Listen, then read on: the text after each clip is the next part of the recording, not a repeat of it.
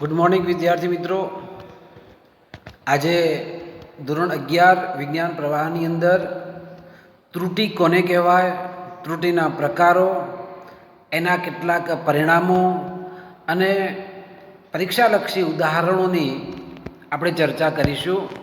પહેલાં તો ત્રુટિ એટલે શું, અથવા તો ભૌતિક રાશિના માપનમાં ઉદ્ભવતા જુદા જુદા પ્રકારની ત્રુટિઓ જણાવો. તો ભૌતિક રાશિઓ અલગ અલગ છે, તમને ખબર છે. લંબાઈ છે, સમય છે, દળ છે, પ્રવાહ છે, બધી ઘણી બધી ભૌતિક રાશિઓ આપણે અગાઉ બોર્ડમાં પણ લખેલી હતી. અને એમાં માપનમાં રહેલી જે અચોકસાઈ જે છે એ અચોકસાઈને ત્રુટિ કહે છે. જે આપણે એક્ઝેક્ટલી નથી લીધું, જે લેવું જોઈએ એને આપણે ત્રુટિ કહેવાય. માપતા હોઈએ, પ્રોપર નથી આવતું, દેટ ઇઝ ત્રુટિ. હવે ત્રુટિના બે પ્રકાર, એક છે વ્યવસ્થિત ત્રુટિ, એક વ્યવસ્થિત ત્રુટિ. હવે તમે વિચારો કે વ્યવસ્થિત અને બીજો પ્રકાર છે અવ્યવસ્થિત. ત્રુટિમાં પાછું વ્યવસ્થિત અને અવ્યવસ્થિત એવું કેવું?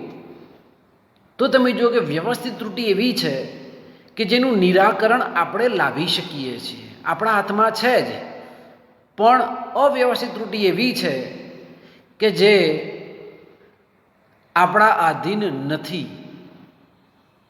વ્યવસ્થિત ત્રુટિમાં એક છે સાધનની ત્રુટિ. તમે કોઈ માપ છે, ધારો કે આ ફૂટપટ્ટી વડે માપ લંબાઈ માપો છો, પણ એ ફૂટપટ્ટી આગળથી તૂટેલી હોય તો ખોટું પડે. અહીંયા જે અંકનો જે કરેલા હોય એ અંકનો જો પ્રોપર ન હોય તો પરિણામ ખોટું મળે. તો એ સાધનની ત્રુટિ થઈ ગઈ. એના પછી પ્રાયોગિક ટેકનિક. તમે માપો છો તો તમારો સામે જ સાધન હોવું જોઈએ. તમે આમ ત્રાંસુ માપો લો તો જે એક્ઝેક્ટ જે કાપા આવવા જોઈએ એ આવે નહીં. આવું એક વર્નિયર કેલિપર્સનું એક સાધન છે જેના વડે લંબાઈ, પહોળાઈ, ઊંચાઈ કે વ્યાસ શોધી શકાય. તો એ માપન તમારે આ પ્રમાણે જ લેવું પડે. જો તમે ત્રાંસા રહીને તમે માપ લેતા હો તો પરિણામમાં ખોટું હોઈ શકે. તો આ આપણું સાધન વર્નિયર કેલિપર્સ. આ સાધન છે આપણું માઇક્રોમીટર સ્ક્રૂ. ખૂબ જ નાનકડું સાધન છે, પણ ફૂટપટ્ટી કરતાં વધારે એક્યુરસી, વર્નિયર કેલિપર્સ એના કરતાં વધારે એક્યુરસી સાથે આ માઇક્રોમીટર માપન માપે છે. પણ એમાં પણ એક્ઝેક્ટ સામે રાખીને જ તમારે રીડિંગ લેવાય. આમ ત્રાંસા રહીને રીડિંગ લેવામાં આવે તો એમાં ત્રુટિ થઈ શકે, પરિણામ થોડું ખોટું આવી શકે. હવે એ સંદર્ભમાં પ્રાયોગિક ટેકનિક અને ત્રીજું છે વ્યક્તિગત ત્રુટિ, કે જેમાં પ્રયોગ દરમિયાન અવલોકનકાર ભૂલ કરી બેસે, સાધનની યોગ્ય ગોઠવણી ન કરે, પૂરતી સાવચેતી વગર એ રીડિંગ લેતો હોય, અને એ વખતે એ વ્યક્તિગત ત્રુટિ. આમ સાધન આમ રાખીને આટલું છે એટલે એવું ના ચાલે. એક્ઝેક્ટલી તારે રીડિંગ લેવું પડે. અહીંયા માપ લેતો હોય ને પછી બીજા સામું જોઈ જાય ને વાતો કરતાં કરતાં રીડિંગ લે, એવું ના ચાલે. એ સંદર્ભમાં એની વ્યક્તિગત ત્રુટિ થઈ. અને અમુક ટાઈમે તમે જો એકના એક રીડિંગ લેવાના હોય તો 2 વખત, 5 વખત, 6 વખત રીડિંગ લેશે, પછી કંટાળ જાય, જવા દો ને યાર, એકનું એક જેવું તો આવે છે. અને નજીકની કિંમત લઈ લે ત્યારે એ વ્યક્તિગત ત્રુટિ છે એમ આપણે કહી શકીએ. તો વ્યવસ્થિત ત્રુટિ એના 3 પ્રકાર. કેટલા છે? 3 પ્રકાર. સાધનની ત્રુટિ, પ્રાયોગિક ટેકનિકની ત્રુટિ, ત્રીજું છે વ્યક્તિગત ત્રુટિ. અને આ ત્રણેય ત્રુટિઓ છે એમાં જો ફેરફાર લાવી શકીએ તો વધુ ચોક્કસ પરિણામ પ્રાપ્ત કરી શકીએ. બીજું છે અવ્યવસ્થિત ત્રુટિ, કે જેમાં આપણે કશું જ નથી કરી શકતા. કોઈ રીડિંગ તમે લેતા હો, ઓલ ઓફ સડન તાપમાન વધી જાય. બીજું, વિદ્યુત પ્રવાહના પ્રયોગ કરતા હો અને વોલ્ટેજમાં ફ્લક્ચ્યુએશન આવે તો. હવે વોલ્ટેજ તો આપણા નિયંત્રણમાં હાલ છે નહીં, રેગ્યુલેટેડ અમુક અંતે કરી શકાય, પણ ઓલ ઓફ સડન વોલ્ટેજમાં વધઘટ થતો હોય તો, ચાલુ સર્કિટ છે ને અચાનક જ પાવર કટ ઓફ થઈ ગયો તો અને એ વખતે અથવા તો આકાશમાં વીજળી પડી એના કારણે કોઈ પરિણામમાં ફેરફાર થઈ ગયો તો આવા પરિણામો જ્યારે આપણા સાધન સાથે સંકળાયેલા છે ત્યારે એમાં અવ્યવસ્થિત ત્રુટિ કહે છે કે જેની આપણે આગાહી નથી કરી શકતા, અને એ આગાહી ન કરી શકાય તેવા ફેરફારોને કારણે અવ્યવસ્થિત ત્રુટિ ઉદ્ભવે છે. ત્રુટિના કેટલા પ્રકાર? મુખ્ય બે. એક વ્યવસ્થિત ત્રુટિ અને બીજું અવ્યવસ્થિત ત્રુટિ. હવે નવો એક ટોપિક આપણે લઈએ. નિરપેક્ષ ત્રુટિ કોને કહેવાય, સાપેક્ષ ત્રુટિ કોને કહેવાય, અને ત્રીજું છે પ્રતિશત ત્રુટિ કોને કહેવાય. વારંવાર ભૂલો થાય છે, નો પ્રોબ્લેમ, થવાની ભૂલો તો, પણ હવે સાચું પરિણામ કયું છે એ જો જાણવું હોય તો પહેલાં છે નિરપેક્ષ ત્રુટિ વિશે જાણવું પડે. તો કોઈ ભૌતિક વિજ્ઞાનમાં સાચું મૂલ્ય અને વ્યક્તિગત માપેલ મૂલ્યનો તફાવત એને નિરપેક્ષ ત્રુટિ કહેવાય. એક્ઝેક્ટલી વેલ્યુ કેટલી છે અને તમે સાધન વડે માપો છો એના વડે તમને કેટલું માપ મળે છે, એ બંને વચ્ચેનો તફાવત એટલે નિરપેક્ષ ત્રુટિ. તમે જુઓ કે અહીંયા નિરપેક્ષ ત્રુટિનું સૂત્ર કે જેમાં સરેરાશ મૂલ્ય અને પ્રાયોગિક મૂલ્ય વચ્ચેનો તફાવત. હવે દરેક આપણે અવલોકનો ઘણા બધા લીધા છે. ધારો કે તો પ્રથમ અવલોકનમાં કેટલી ભૂલ થઈ ગઈ? તો પ્રથમ અવલોકન A1 અને એ મીન, એટલે ધારો કે આપણે 10 રીડિંગ લીધા છે. કેટલા? 10. તો 10 રીડિંગની સરેરાશ લઈ લો તમે. સરેરાશ આવડે ને? 10 અવલોકનનો સરવાળો ને 10 વડે ભાગી દેવાનું. તો આ જે વેલ્યુ મળે એ આપણું થઈ ગયું એ મીન થઈ ગયું. હવે એ સરેરાશ મૂલ્ય જે છે એ પ્રથમ અવલોકનમાંથી બાદ કરી દો એટલે ડેલ્ટા A1 મળે. ડેલ્ટા A2 બરાબર બીજું અવલોકન અને સરેરાશ મૂલ્ય એ મીન. આમ આપણા 10 રીડિંગ હોય તો 10મું અવલોકન અને સરેરાશ. તો આવી રીતે આપણને delta A1, delta A2 up two and so on delta AN મળે. હવે આ ડેલ્ટા A1 ના મૂલ્યો છે એ ધન પણ હોઈ શકે, ઋણ પણ હોઈ શકે. ધારો કે સાચું મૂલ્ય 5 છે, કોઈ જગ્યાએ 5.2 મળ્યું તો 5.2 ઓછા સરેરાશ 5 એટલે કેટલો ફેરફાર થયો? 0.2. હવે કોઈ રીડિંગ એવું છે કે જેમાં 4.9 મૂલ્ય મળ્યું, લો તો 4.9 ઓછા 5 કરો તો -0.1 મળે. તો એ વખતે આપણને ઋણ મળ્યું. ઋણ મળે ને? તો આવી રીતે ધન અને ઋણ હોઈ શકે. એટલે જો નિરપેક્ષ ત્રુટિ જો માનાંક કરવામાં આવે તો માનાંકની અંદર હંમેશા કિંમત કેવી થઈ જાય? ધન થઈ જાય. કેવી થઈ જાય? ધન થઈ જાય. ઋણ નિશાની રહેતી નથી. તો હવે તમે સૂત્ર જુઓ, ડેલ્ટા એ મીન. મીન એટલે સરેરાશ મૂલ્ય. કોનું? ડેલ્ટા એનું. તો બધા જ જે તમને ત્રુટિઓ મળી, delta A1, delta A2 up to n સોલ ડેલ્ટા AN, કુલ કેટલા પરિણામો છે એના વડે જો ભાગવામાં આવે તો ડેલ્ટા એ મીન આપણને મળે. અને એ ડેલ્ટા એ મીનના સંદર્ભની અંદર સરેરાશ કોઈ અવલોકન છે તે એમાંથી આજે ફેરફારનું સરેરાશ એટલે કે ડેલ્ટા એ મીન શોધ્યા પછી કોઈ પણ કિંમત કેટલી હોવાની? તો તમે જુઓ કે ડેલ્ટા એના સંદર્ભની અંદર A mean minus delta A mean less than or equal to A, અને છેલ્લે A mean plus delta A mean. એનો મતલબ એ થાય કે કોઈ પણ પરિણામનું મૂલ્ય A mean plus delta A mean અથવા એ મીન ઓછા ડેલ્ટા એ મીનની વચ્ચે હોઈ શકે. ફરી એક વખત આપણે સમજાવું તમને. કુલ પરિણામો ધારો કે જે છે તે, અને એ પરિણામોની આપણે સરેરાશ શોધવાની, એ આપણું થઈ ગયું એ મીન. એના પછી ડેલ્ટા A1, ડેલ્ટા A2 ને શોધવા હોય તો જે પરિણામ છે એમાંથી સરેરાશનું મૂલ્ય બાદ કરવાનું, અને એવી રીતે તમારે ડેલ્ટા A1, ડેલ્ટા A2 એ પ્રમાણે લખી દેવાની. પછી ડેલ્ટા એ જે મળ્યા એનું આપણે સરેરાશ શોધવાનું. ડેલ્ટા એની સરેરાશ તો આપણે બેની સરેરાશ થઈ, પરિણામની સરેરાશ એટલે એ મીન, અને આ જે ફેરફાર જે છે ત્રુટિ છે એની સરેરાશ એટલે ડેલ્ટા એ મીન. બરાબર ખ્યાલ આવ્યો? તો એ રીતે એ mean plus delta A mean અને એ mean minus delta A mean એના વચ્ચે કોઈ પણ કિંમત તમારે સાચી હોઈ શકે.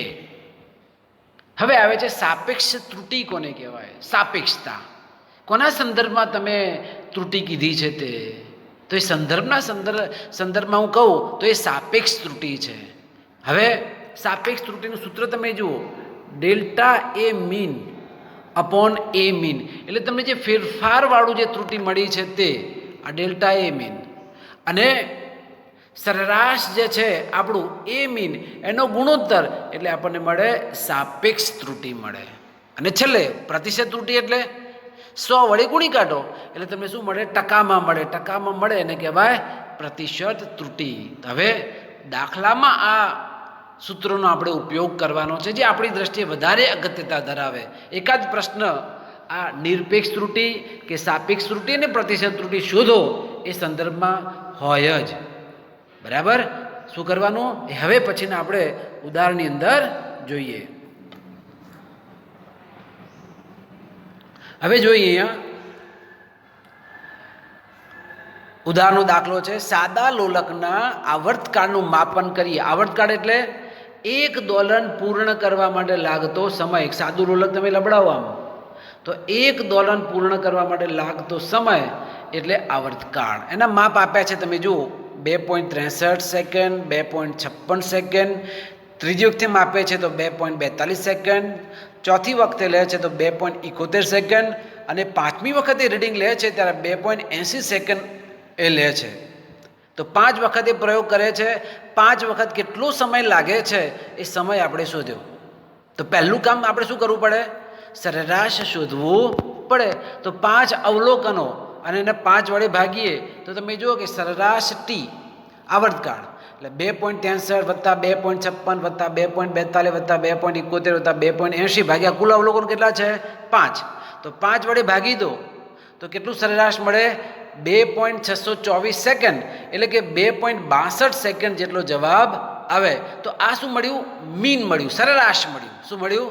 સરેરાશ મૂલ્ય મળ્યું.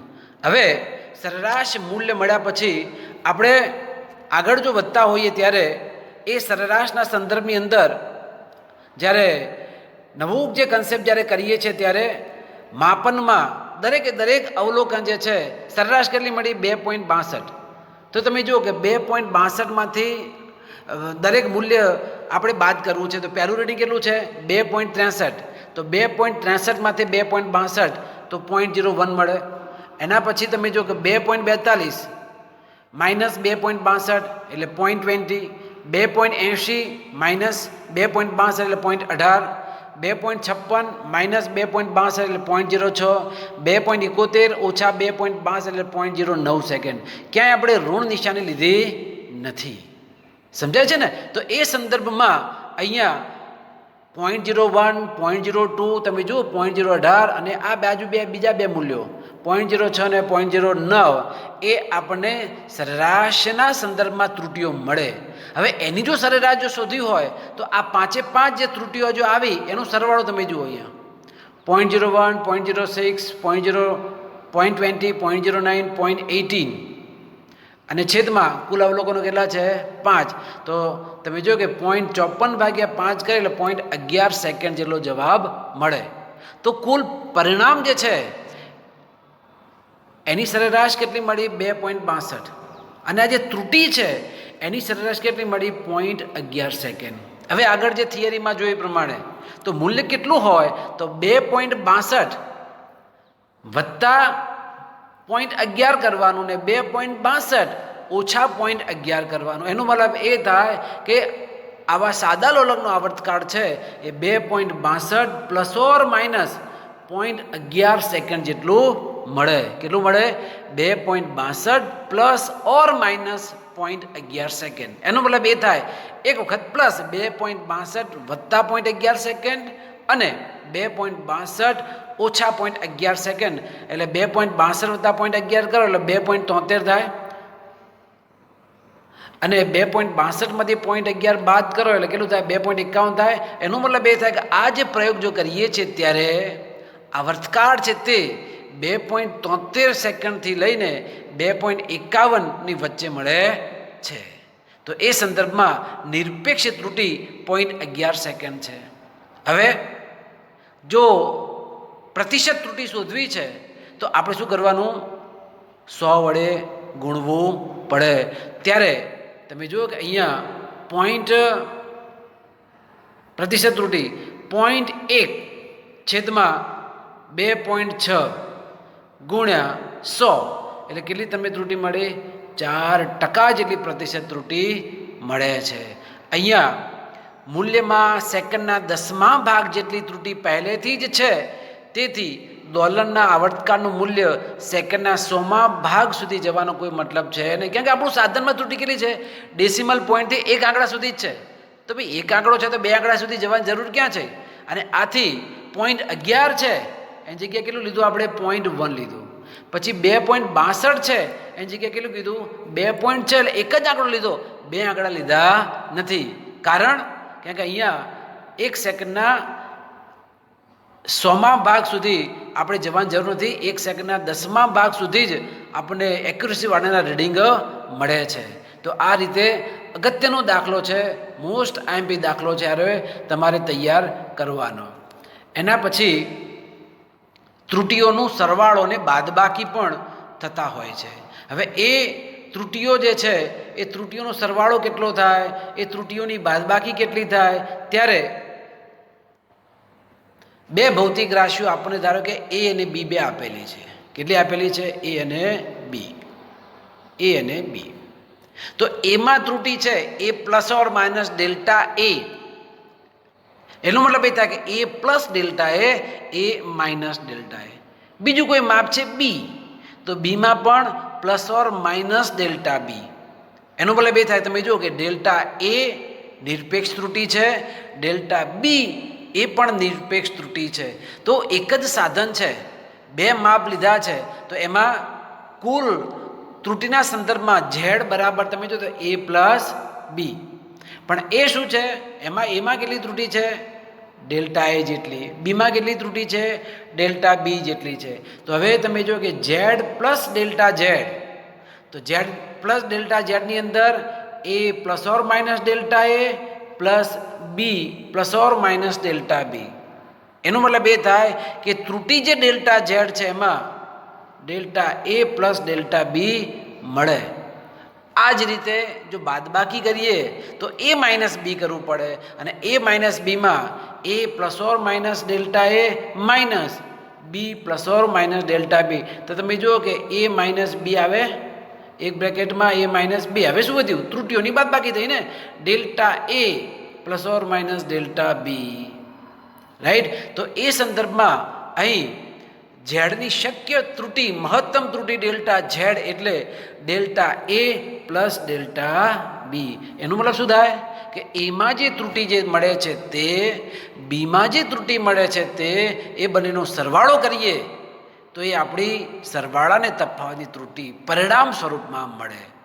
તો તમે જો કે નિયમ બે ભૌતિક રાશિઓનો સરવાળો કે બાદબાકી હોય ત્યારે અંતિમ પરિણામની નિરપેક્ષ ત્રુટિ દરેક રાશિની સ્વતંત્ર નિરપેક્ષ ત્રુટિઓનો સરવાળા જેટલી હોય છે.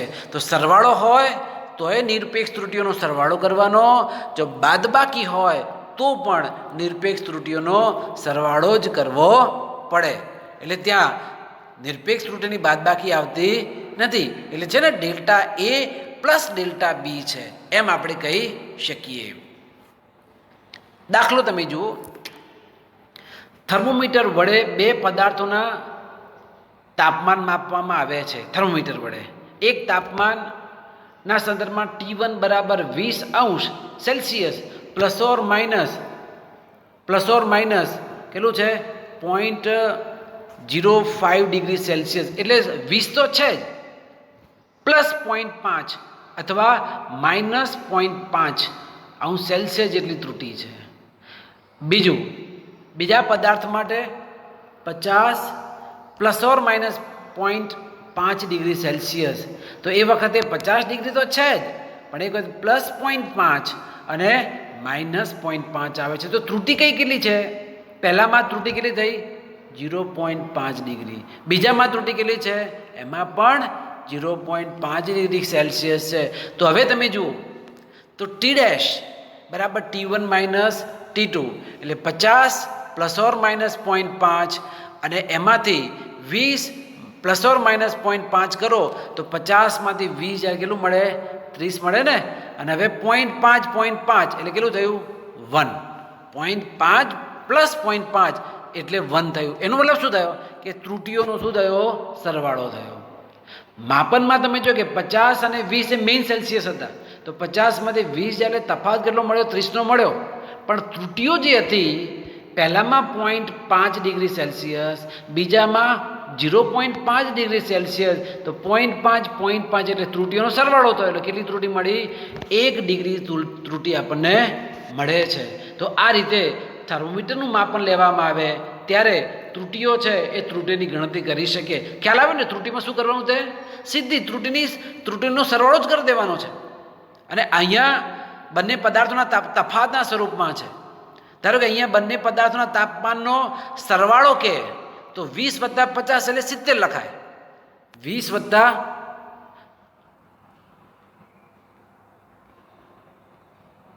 50 એટલે કેટલું થવાનું છે? 70. બરાબર. અને ત્રુટિ તો 0.5 એટલે કેટલું થવાનું છે? 1 થવાનું છે. તો આ સંદર્ભમાં 70 ± 1 થશે સરવાળો હોય તો. પણ જો બાદબાકી હોય તો 50માંથી 20 જ્યારે કેટલું વળે? 30 ± 1°C. તો આ રીતે ત્રુટિઓનો તો હંમેશા સરવાળો જ કરવો પડે. ખ્યાલ આવ્યો? હા, આવા કોઈક નાના MCQ રિલેટેડ ક્વેશ્ચનો છે એમાં પૂછાય તો આ જવાબો આવી રીતે આપણે શોધવા પડે. હવે વિદ્યાર્થી મિત્રો, ત્રુટિઓનો સરવાળો અને બાદબાકીના સંદર્ભમાં જોયું.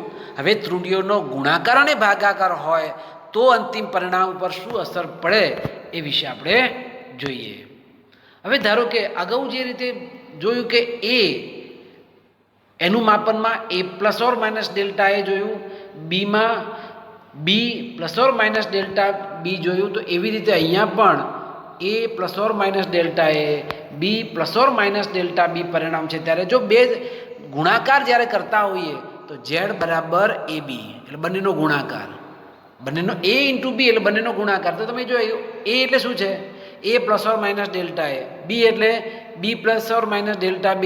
તો જો AB ગુણાકાર થઈ ગયો, પછી A × Δb, પછી B × Δ અને છેલ્લે Δ B. હવે સમીકરણ 1 Z બરાબર AB છે. સમીકરણ 2 શું છે? Z ± Δb. તો આ બંને પરિણામો છે એનો ગુણોત્તર જો લેવામાં આવે તો Z ± Δz/Z બરાબર AB ± B Δ A Δb Δ AB. જ્યારે સાદુરૂપ આપી દો Z/Z એટલે શું થઈ જવાનું? 1 અને છેલ્લે Δz/Z. એના પછી અહીંયા AB ભાગી દો એટલે 1 આવે. પછી B/B કેન્સલ તો Δ/A મળે. પછી જુદું પાડી દઈએ અહીંયા, એટલે આ બેનું જુદ પાડી દઈએ અને બીજાનું જુદ પાડી દઈએ. અને છેદમાં પહેલાં Δb વડે ભાગે તમે જોઈ શકો તો A કેન્સલ અને B કેન્સલ. તો પહેલાં તો કેટલું મળ્યું? 1 મળ્યું. પછી B Δ/AB તો એમાં BB છે તો શું વધ્યું? Δ/A વધ્યું.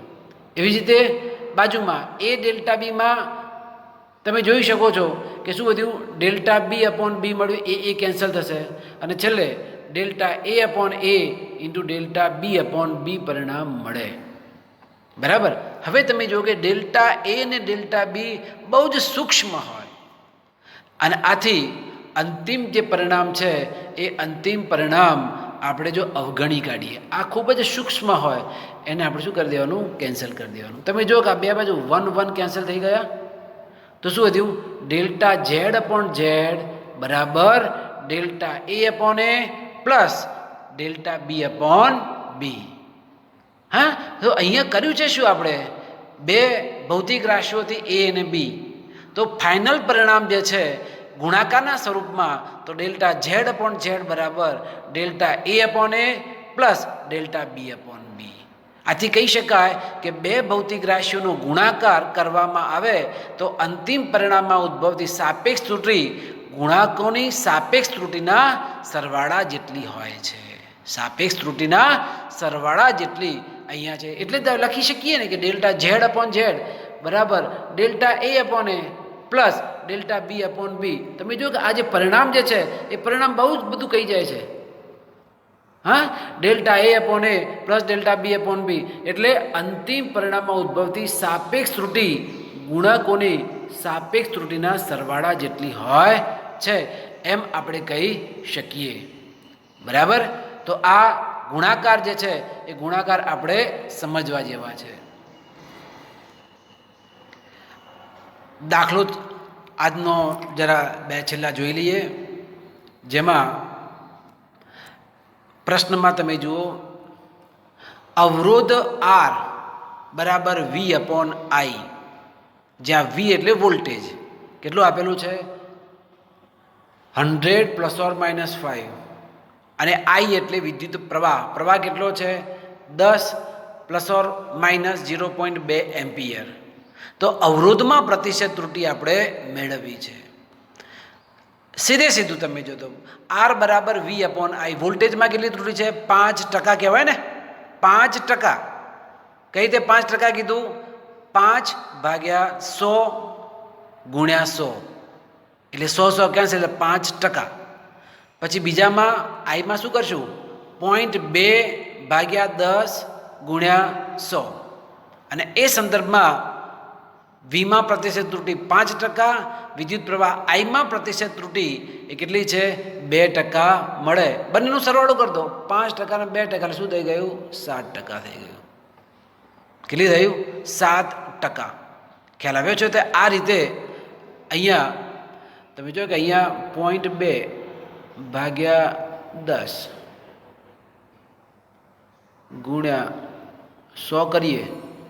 હા, તો 0.2 એટલે 2/10 છેદમાં તો 10 એટલે 2/100 અને 100 કેન્સલ થઈ જવાય. હે, તો એ સંદર્ભમાં કેટલું જવાબ મળે આપણને 2% મળે. તો પહેલાં તો ઇઝી છે 100 ± 5 એટલે 5/100 × 100. કારણ કે અહીંયા જો 5 અવલોકન કેટલું છે 100 છે એટલે 5/100 ગુણ્યા ટકામાં ફેરવા માટે શું કરવું પડે 100 વડે ગુણવા પડે અને ત્યારે આપણે 5% મળે. અને બીજામાં પ્રવાહ આઈમાં શું છે 10 ± 0.2 તો 0.2/10 ગુણ્યા ટકામાં ફેરવા માટે 100 વડે ગુણવા પડે અને ત્યારે 2% ત્રુટિ મળે. તો હવે પ્રતિશત ત્રુટિ માટે 5% પહેલાં અને 2% પછી એટલે 5 અને 2 7% પ્રતિશત ત્રુટિ મળે. આજનો છેલ્લો ટોપિક તમે જુઓ કે જેમાં R1 100 ± 3 ઓહ્મ અને R2 200 ± 4 ઓહ્મ અવરોધ ધરાવતા બે અવરોધોને શ્રેણીમાં અને સમાંતર જોડેલ છે. તો શ્રેણી જોડાણનો તથા સમાંતર જોડાણનો સમતુલ્ય અવરોધ શોધો. આવા પ્રશ્નો તમારે તૈયાર કરવાના, પ્રેક્ટિસ કરવાની જ. એકનો એક દાખલો 5-10 વખત ગણશો એટલે તમને ધીમે ધીમે આઈડિયા આવતો જશે. કારણ કે આપણા ફિઝિક્સમાં શરૂઆત છે. બે અવલોકન છે ને બે અવરોધ. હવે તમે 10મામાં ભણી ગયા છો કે જો શ્રેણી જોડાણ હોય તો અવરોધોનો શું થાય સરવાળો થાય ને. તો એ સંદર્ભમાં શ્રેણી જોડાણ માટે R બરાબર R1 વત્તા R2 લો બે પરિણામનો સરવાળો થયો. R1 કેટલા આપેલા છે તમે જુઓ 100 ± 3 પ્લસ R2 કેટલા છે 200 ± 4 એટલે 100 વત્તા 200 એટલે કેટલું થવાનું 300 થવાના. અને ત્રુટિઓનો સરવાળો આગળ જોયું ને, ત્રુટિઓનો શું થાય સરવાળો તો 3 અને 4 તો 3 હજાર કેટલા થયા 7 ઓહ્મ. તો જો આવા અવરોધોને જો શ્રેણીમાં જોડવામાં આવે તો 300 ± 7 ઓહ્મ એનું સમતુલ્ય અવરોધ છે એમ આપણે કહી શકીએ. હવે પણ જો સમાંતર જોડાણ હોય તો સમાંતર જોડાણ, હવે એમાં પેલું સૂત્ર હતું પરિણામી અવરોધ આર ડેશ બરાબર R1 R2 upon R1 plus R2. આ શું છે? 10મા ધોરણમાં તમે ભણી ગયા છો કે સમાંતર અવરોધ માટે આવું જે સૂત્ર હતું 1/R is equal two 1/R1 plus 1/R2 ના સંદર્ભની અંદર આપણને પરિણામી અવરોધ આર ડેશ ના સ્વરૂપમાં આ સૂત્ર આપણને મળે are dash R1 R2 upon R1 plus R2. હવે R1 અને R2 અને છેદમાં R1 પ્લસ R2, તો R1 કેટલા છે 100, R2 કેટલા છે 200, છેદમાં R1 પ્લસ R2 એટલે કે ત્યાં કેટલા થશે? સરવાળો કરો 100 પ્લસ 200. અને આવા અવરોધોનો છેદમાં સરવાળો કરો અને સાદુરૂપ આપો તો કેટલું મળે? 200/3 એટલે કેટલું આવ્યું? 66.7 ઓમ અવરોધ મળે. સમતુલ્ય અવરોધ મળી ગયો. ખ્યાલ આવ્યો તમને? શું કર્યું એ તમે જાતે કેલ્ક્યુલેટરમાં કિંમત મૂકજો કે 100 ગુણ્યા 200 અંશમાં છેદમાં 100 વત્તા 200 અને ત્યારે 200/3 એટલે 66.7 ઓમ અવરોધ મળે. હવે આપણું પરિણામ કયું હતું? 1/R ડેશ બરાબર 1/R1 પ્લસ 1/R2. હવે જ્યારે ત્રુટિના સંદર્ભમાં કરવું હોય તો delta R dash upon R ડેશનો square is equal to delta R1 upon R1નો square plus delta R2 upon R2નો સ્ક્વેર પરિણામ મળે. અને ત્યારે ડેલ્ટા આર ડેશને જો કરતા કરો તો આર ડેશનો સ્ક્વેર છે એ બંને બાજુ ઉપર અંશમાં જતો રહેશે. તમે જુઓ કે અહીંયા પહેલા પરિણામમાં R dash square delta R1 upon R1નો square, R2 dash square delta R2 upon R2નો સ્ક્વેર. હવે આર ડેશ શોધ્યા છે. આર ડેશ કેટલા છે? 66.7 ઓમ. આર ડેશ કેટલા છે? 66.7 ઓમ. બરાબર, તો એ 66.7 આવી ગયા. હવે ડેલ્ટા R1 અપોન R1નો સ્ક્વેર એ કેટલું આવશે? ત્યાં સંદર્ભમાં 66.7 અને અહીંયા R1 કેટલા છે? 100 છે ને, તો 66.7 છેદમાં 100 એનો સ્ક્વેર કર્યો છે અહીંયા, પ્લસ ડેલ્ટા R1 કેટલી ત્રુટિ છે એની અંદર? 3 ઓમ છે, તો 66.7 છેદમાં 100નો સ્ક્વેર ઇન્ટુ 3 પ્લસ 66.7 છેદમાં કેટલા છે આપણા બીજા 200 અને એમાં કેટલું છે? પેલું 4 છે. તો હવે આનું જો સાદુરૂપ આપવામાં આવે તો કેટલું મળે? 1.8 પરિણામ મળે. તો હવે ફાઇનલ આર ડેશ કેટલું થાય? તો 66.7 તો છે જ આરજો, અને આ કેટલી ત્રુટિ મળી? 1.8. તો આ 66.7 પ્લસ ઓર માઇનસ 1.8 ઓમ જો ધ્યાનમાં લેવામાં આવે તો એ આપણું સાચું પરિણામ છે. જો સરવાળામાં કોઈ પ્રોબ્લેમ નથી ને, સરવાળામાં ઇઝી હતું. આર બરાબર R1 વત્તા R2 એટલે સરવાળા માટે તો સરળ થઈ ગયું, સરવાળો જ કરવાનો છે. 300 પ્લસ ઓર માઇનસ 7 ઓમ. પણ સમાંતર જોડાણ છે ત્યારે સૂત્ર આખું બદલાય છે, અને એ સૂત્ર બદલાય છે ત્યારે આપણે એના સંદર્ભમાં ત્રુટિના સંદર્ભમાં જ્યારે સૂત્ર લખીએ છીએ ત્યારે આર ડેશ બરાબર 66.7 પ્લસ ઓર માઇનસ 1.8 ઓમ જેટલો અવરોધ મળે છે. વિદ્યાર્થી મિત્રો, આ દાખલાઓ તમારે 5 વખત શરૂઆતમાં લખવાના છે. આજે જેટલા બી આ નોટ્સમાં તમને મોકલીશ એ દાખલાઓ તમારે 5 વખત લખવાના છે, ભૂલ્યા વગર.